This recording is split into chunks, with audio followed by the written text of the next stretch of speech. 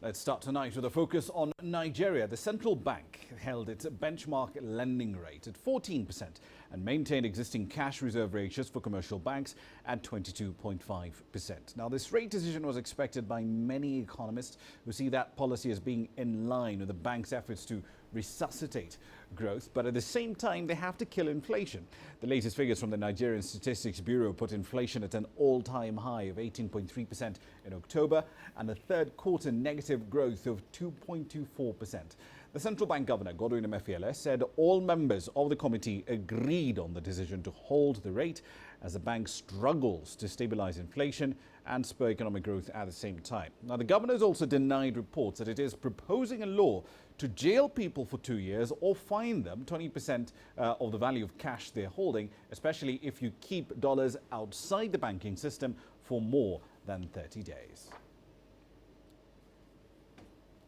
Decision by the Monetary Policy Committee of the Nigerian Central Bank to hold the policy rate at 14% and the cash reserve ratios essentially unchanged, as it were. What does this mean for the Naira moving forward and, of course, the wider Nigerian economy? Deji Badmus joins me now live from Lagos. Deji, let's start with the reactions you're getting to today's MPC decision. What does the market, what do economists make of it? Well, most of those that have actually spoken with Rama are not surprised at all that the MPC decided to retain benchmark interest rate at 14%.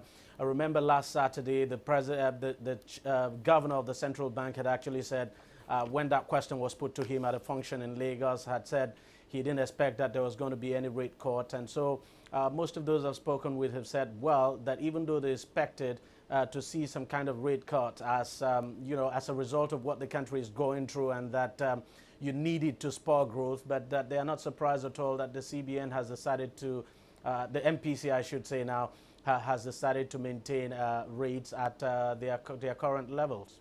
Indeed. Let's focus on something else, though. Barely 24 hours ago, the CBN, through its official spokesman, distanced the organization from the proposed amendments to the Foreign Exchange Act. Now, if these changes did not originate from the CBN, where did they come from? And what is the CBN's formal position on these changes? Does it endorse them or does it not endorse them? In fact, Rama, that issue came up at the MPC meeting where journalists actually asked the CBN governor about it. And his response was that, look, they were not consulted at all. Actually, that suggestion came from a body of government known as the Nigeria Law Review Commission. Now, that commission actually proposed the amendment of the Foreign Exchange Act of the country. But then the CBN governor today coming out to say that the CBN was not consulted, and that if the CBN was consulted, it would not support that amendment, that it doesn't make sense at all. And as you're aware, the Nigerian Senate has actually rejected it, even though the proposal is not before the Senate. But the Senate has said if that proposal came to it, it would not entertain it at all, because it believes it is not good for investment in this country, that for a country that is trying to attract foreign investment, such an amendment at all wouldn't make sense. So it actually came from the Nigeria Law Review Commission, and the CBN, of course, has said it is not in support of it, it was not consulted at all, and would not at all, push forward that kind of idea at all, assuring people not to panic that such a law is not in the works at all. Indeed. Let's move on to the oil production side of things. Nigeria is about 500,000 or so barrels of output, daily output, I should point out, away from its usual production levels of anywhere between 2 million to 2.2 million or so barrels of crude a day. And Moody's was arguing yesterday that it needs to get back to about 2.2 million barrels of crude of output if growth is to get to 2.5% next year. But beyond the talks that we've seen for the last couple of months with militants in the Niger Delta, what exactly do we need to get to that point? Is this a logistics problem with the pipelines alone, or is this a problem with actually getting the oil out of the ground? Well, Rama, I wouldn't say it's the problem of logistics. The bottom line, even though, and that's what everybody knows, and that's what everybody has been saying, the bottom line is the issue of militancy in the Niger Delta regions. A few years ago, when we didn't have this problem, we were doing fine. As a matter of fact, we were even exceeding the projected quota in the budget. We were doing beyond 2.2 million barrels per per day.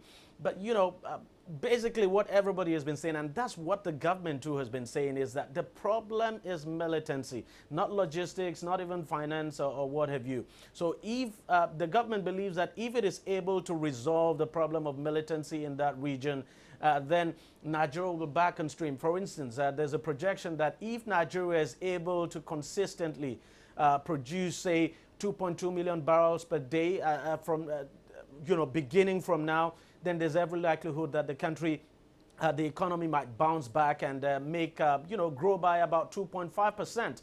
So the government knows this, and that's why it is doing everything to resolve the crisis in that region. And the funniest thing is that the militants do know this, because that's the reason why, if you like, they're holding the government by the jugular and doing everything to ensure that the government accedes to their demands. But Rama, bottom line, honestly, it is the militancy in the Niger Delta region. That is the reason why Nigeria has not been able to meet its projected quota, budgeted quota now. And it's the reason why, as we speak today, we understand what we're doing at the moment is around 1.63 million barrels per day. It might get worse if the situation is not resolved, because these guys are still bombing oil installations in the Niger Delta region.